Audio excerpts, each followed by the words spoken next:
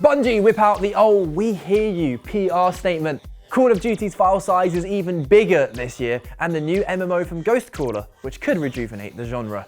I'm Ash Dixon, and this is GINX News. Bungie have acknowledged that they have lost the trust of their fans. They laid off around 100 members of staff earlier this week, seemingly out of nowhere, and as you would expect, it rather upset the Destiny community. Well, in typical Bungie fashion, they've released a statement addressing the issue. The post is called Our Path Forward, and they kick things off by saying it's been one of the most difficult weeks in its history, and that they've been supporting both current and ex-employees. Well, yeah, I mean, that's the bare minimum. Maybe you could have let them keep more of their perks for more than a day, or, you know, just let them keep their shares that they were given when Sony bought them out. But hey, at least we know it's been real hard for management. Oh. They also took the opportunity to give an update on the final shape, the final entry to Destiny 2's Light and Dark saga. They say, "We want to acknowledge the feedback and concerns you have about Lightfall and recent seasons, as well as your responses to the reveal of the final shape. We know we have lost a lot of your trust. Destiny needs the surprise and delight. We haven't done this enough, and that's going to change. To us, the path forward is clear. We need to make the final shape an unforgettable Destiny experience. We want to build something that will be regarded alongside the best games we've ever made."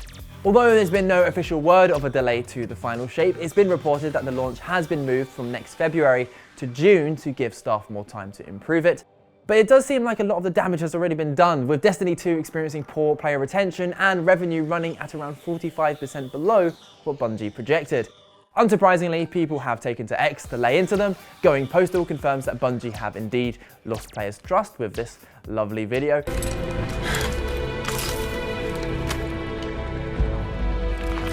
Area sanitized. All targets destroyed. Paul Tassi, who first broke the news of the layoff, says that Bungie's statement was short and questioned their choice of words. It looks like Code Toshi has had enough too and won't be buying the final shape. And I can see why people are frustrated. Destiny has always been one of those games that just never really lived up to its potential. Don't get me wrong, tons of people clearly enjoy it, but the experience has flip-flopped so much over the years, people are just tired. So yeah, it's really not looking good for Bungie or Destiny 2 fans right now. Hopefully they can still somehow manage to muster up a kick-ass release, but what's next after that? Should they put Destiny to rest and move on to greener pastures? Do they attempt yet another redemption arc? Let us know in the comments down below.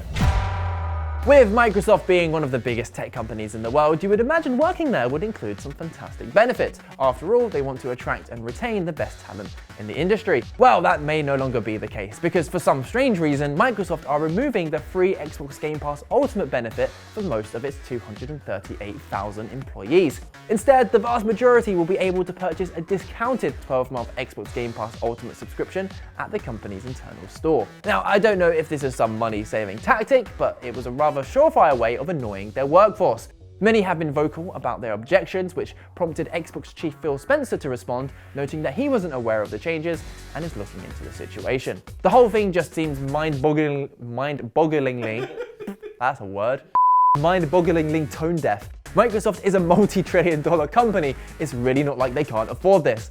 And they've just bought Activision, for God's sake. If now's the time to get excited about your free stuff Game Pass, it's now. I know this whole thing is nowhere near as bad as all the layoffs we've been seeing this year, but across the board, the gaming industry just seems to be in decline right now, and ultimately, it just sucks for the workers.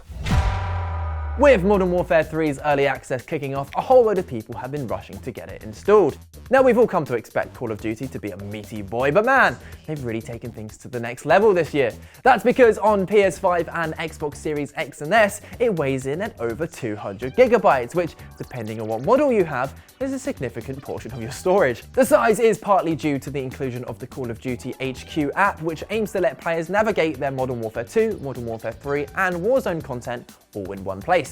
That alone somehow comes in at around 50 gigabytes. Activision have taken to X to try and explain things though. They said the size is due to the increased amount of content available day one, including open world zombies, support for item carry forward from Modern Warfare 2, as well as map files for the current Call of Duty Warzone. They've also flagged that you can manage your Call of Duty files in the Manage Files section of the COD HQ launcher menu, including the ability to uninstall specific content that you're not actively playing, which is helpful, though it's still a bit annoying that you have to download download it all in the first place. And it's worth noting, as Activision rolls out additional content, such as the recently announced remastered Modern Warfare 2 maps, it's only going to get bigger. Meanwhile, Xbox users who don't care for Call of Duty are having it shoved down their throats anyway, thanks to the new full-screen pop-up ad on boot up. Now, I know what's happening, Microsoft. You're getting all excited because you own Activision now, and let's be honest, you don't have much else going on. But calm down, you're being annoying. Either way, some of the team have been playing it over on our other channel, and it's safe to say they've been enjoying it. All right, B vibes all day. We've got it. Handle me! No, you're not. So fun!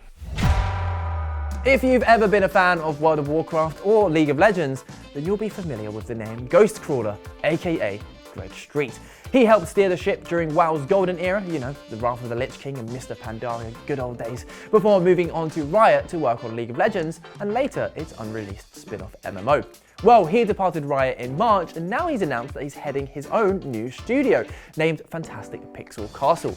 And they're working alongside Chinese gaming Goliath NetEase on a brand new AAA MMO codenamed Ghost. The game is obviously in very early development, but a live stream is taking place next week, diving into their philosophy behind the game. Meanwhile, the studio's website is providing a healthy dose of info. It's a new IP set in a magical post-apocalyptic fantasy world, and while there'll be sword fighting and spell slinging, there won't be your cliche elves or orcs, as the studio seems keen to stray away from typical fantasy tropes. Gameplay-wise, it's built around the holy trinity of tank, healer, and DPS, though with dozens of character classes, it looks like they want players to be able to fulfill those roles in new and interesting ways.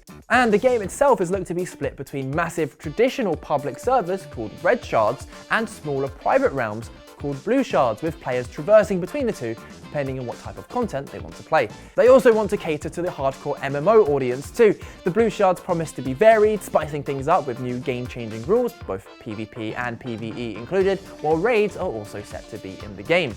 And finally, the monetization, which is a big one as the genre is ripe with predatory pay-to-win games. Well, Fantastic Pixel Castle says while it is too soon to go into a lot of detail about our business model, and seriously, it is still evolving, don't worry about excessive gacha mechanics, endless loot boxes, pay to win, or the like. We want you to feel good about investing your time and money in this experience. And that's the pitch. As a long-time MMO fan, it seems to tick a whole load of boxes, and with some serious veteran expertise on the team, they might just be able to deliver. However, this is an MMO we're talking about, and we've been burned far too many times by sketchy practices and empty promises. I'm curious what you think though. Are we finally going to have a resurgence in MMOs? WoW seems to be back in its stride, Riot has one in the works, and now Ghostcrawler too. Do we dare to finally dream again? Let me know in the comments down below. And that's the show. We've been receiving some awesome feedback from you guys recently, so I just wanted to take a moment to say thank you. As a new channel, it's easy to get lost in the algorithmic void, so to hear you're enjoying the show is amazing. If you do want to help us grow, a like and subscribe is always appreciated. You can check out yesterday's video somewhere around here. Have an awesome weekend, and we'll catch you on Monday.